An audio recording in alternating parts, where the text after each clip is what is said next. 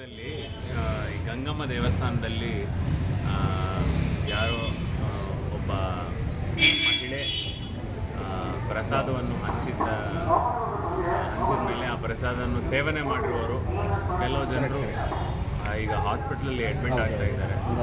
ಈಗ ಸದ್ಯಕ್ಕೆ ನಮ್ಮಲ್ಲಿರುವ ಮಾಹಿತಿ ಪ್ರಕಾರ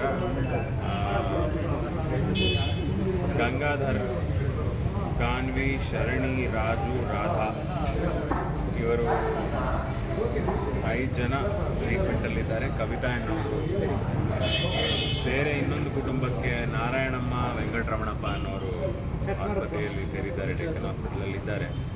ಚೇಳೂರಲ್ಲಿ ಒಬ್ಬರು ಅಡ್ಮಿಟ್ ಆಗಿದ್ದಾರೆ PHCಯಲ್ಲಿ. ಸರಸ್ವತಮ್ಮ ಅನ್ನೋರು ಇನ್ನೊಬ್ಬರು ಮತ್ತು ಜಾಲಪ್ಪ ಹಾಸ್ಪಿಟಲ್ ಕೋಲಾರಲ್ಲಿ ಅಡ್ಮಿಟ್ ಆಗಿದ್ದಾರೆ.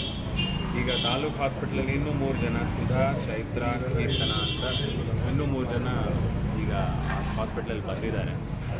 ಈ ರೀತಿ ಈ ಪ್ರಸಾದವನ್ನು ಸೇವನೆ ಮಾಡಿ ಬಂದಿರೋರಲ್ಲಿ ಇಬ್ಬರು ಇನ್ನೂ ICU ಅಲ್ಲಿ ಇದ್ದಾರೆ. ಅವರ ಟ್ರೀಟ್ಮೆಂಟ್ ಇನ್ನೂ ನಡೀತಾ ಇದೆ, ಅಬ್ಸರ್ವೇಷನಲ್ಲಿ ಇದ್ದಾರೆ. ಉಳಿದವರು ಎಲ್ಲರೂ ಅಬ್ಸರ್ವೇಷನಲ್ಲಿದ್ದಾರೆ.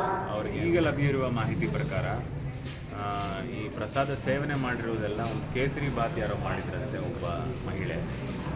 ಅವ್ರು ಮಾಡಿರುವ ಕೇಸರಿ ಬಾತಿಂದ ಯಾರ್ಯಾರು ಆ ಕೇಸರಿ ಬಾತನ್ನು ತಿಂದರು ಅವರಿಗೆಲ್ಲ ಸ್ವಲ್ಪ ಅಸ್ವಸ್ಥತೆ ಆಗಿದ್ದು ಪ್ರಾಥಮಿಕವಾಗಿ ಗೊತ್ತಾಗ್ತಾ ಇದೆ ನಮಗೆ.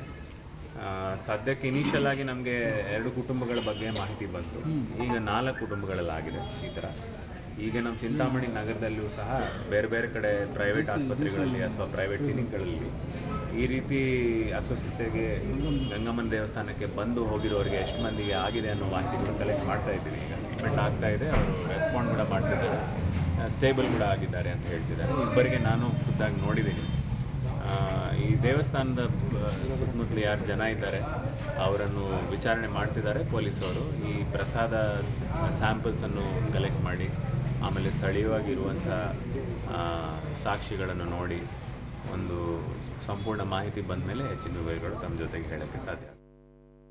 ಇನ್ನು ಗಂಗಮ್ಮ ದೇಗುಲದ ಪ್ರಸಾದವನ್ನು ಸೇವಿಸಿ ಮಹಿಳೆ ಸಾವನ್ನಪ್ಪಿರುವಂತಹ ಪ್ರಕರಣಕ್ಕೆ ಸಂಬಂಧಪಟ್ಟ ಹಾಗೆ ಮತ್ತೊಬ್ಬ ಮಹಿಳೆ ಆಸ್ಪತ್ರೆಗೆ ದಾಖಲಾಗಿದ್ದಾರೆ. ಇದು ಆಸ್ಪತ್ರೆಗೆ ದಾಖಲಾಗಿದ್ರು, ಸರ್ಕಾರಿ ಆಸ್ಪತ್ರೆಗೆ, ಚಿಂತಾಮಣಿ ಸರ್ಕಾರಿ ಆಸ್ಪತ್ರೆಗೆ ಮತ್ತೊಬ್ಬರು ದಾಖಲಾಗಿದ್ರು. ಆದರೆ ಈಗ ಸರ್ಕಾರಿ ಆಸ್ಪತ್ರೆಯಲ್ಲಿ ಅಷ್ಟೊಂದು ಪ್ರಮಾಣದ ಚಿಕಿತ್ಸೆಯನ್ನು ಕೊಡೋದಕ್ಕೆ ಸಾಧ್ಯ ಆಗೋದಿಲ್ಲ ಅಂತ ಹೇಳಿ 55 ವರ್ಷದ ಸರಸ್ವತಮ್ಮ ಅವರನ್ನ ಕೋಲಾರದ ಜಾಲಪ್ಪ ಆಸ್ಪತ್ರೆಗೆ ರವಾನಿಸಲಾಗಿದೆ. 55 ವರ್ಷದ ಸರಸ್ವತಮ್ಮ ಪ್ರಸಾದವನ್ನು ತಿಂದಿದ್ರು.